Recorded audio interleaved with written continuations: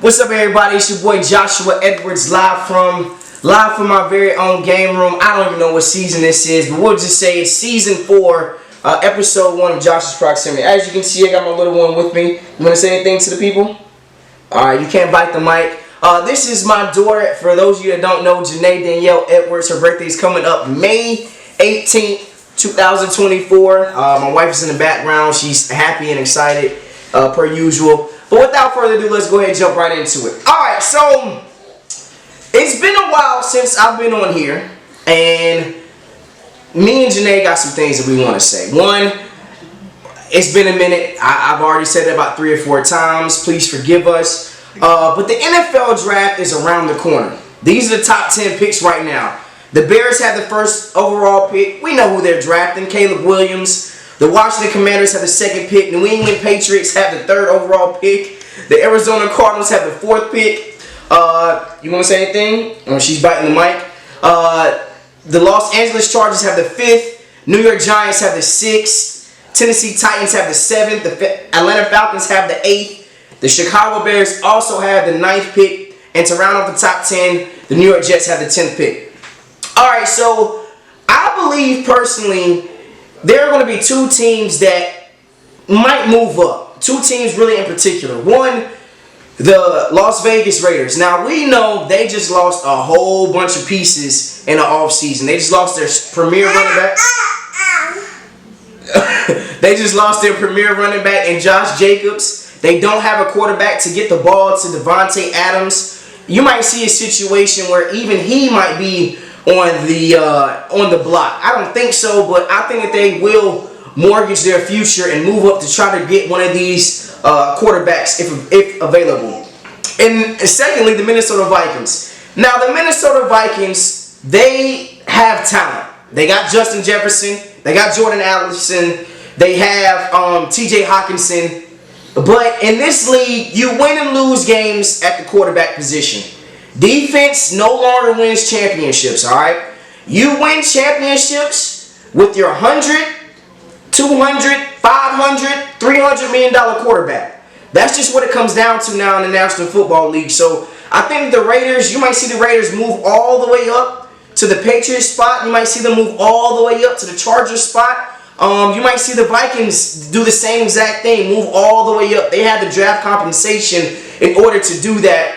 But those are just 2 of the teams that I will definitely look forward to moving up in the top 10. I believe personally that there is at least, how many teams? 5 teams that will use a quarterback within the first top 10. So definitely be on the lookout for that. And this is a side note. I don't know what it is, but North Carolina now has sports gambling, all right? I'm not going to lie. I'm almost a junkie when it comes to that, man. This is how I know for certain that I cannot live in Las Vegas, bro. I'm on FanDuel, I'm on DraftKings, I'm on MGM Bet Sports. You name it, I got it. But yeah, that's a side note. We're gonna just transition into the NBA. You got anything you wanna say? No? Okay. Alright, so now let's talk NBA playoffs, NBA postseason.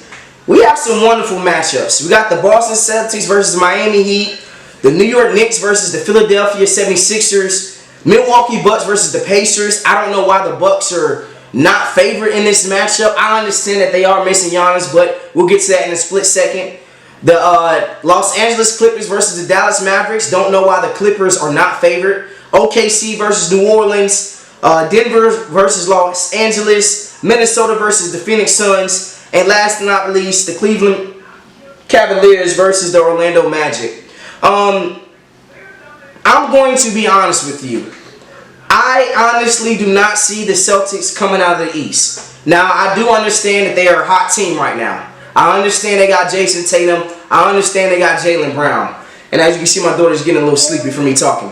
But when it comes down to it, I believe that the Bucks are the best team in the East. Alright, bar none. I do understand that they are not favored in this series matchup. I don't know why. They're the 2nd best team in the East based off of stats and ranking and all that stuff. Or I think they have the 3 seed. Doesn't matter. When healthy, they are definitely arguably the best team in the East, man. So I like the Bucks to come out the East.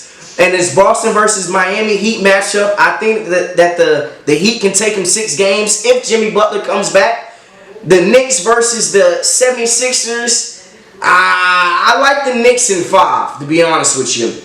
Dallas versus the Clippers. I see this game going 7 series. If the Dallas Mavericks aren't going to miss as many shots as they missed the last matchup.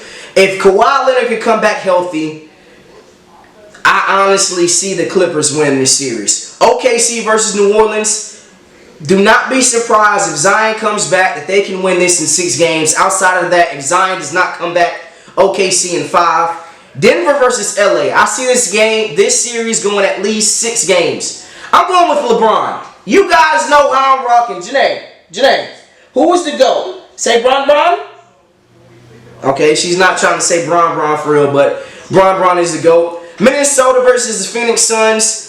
Phoenix is not going to shoot as bad as they did. You are going to see a different Devin Booker in the second matchup, in which I believe he's going to drop 35 plus. So that's what I got my sister over here right now to put in some free bets. So I like the Phoenix Suns going 7 games in this series. And then to round it off, the Cleveland Cavaliers versus the Orlando Magic. I do like the Cleveland Cavaliers to win in 4 games.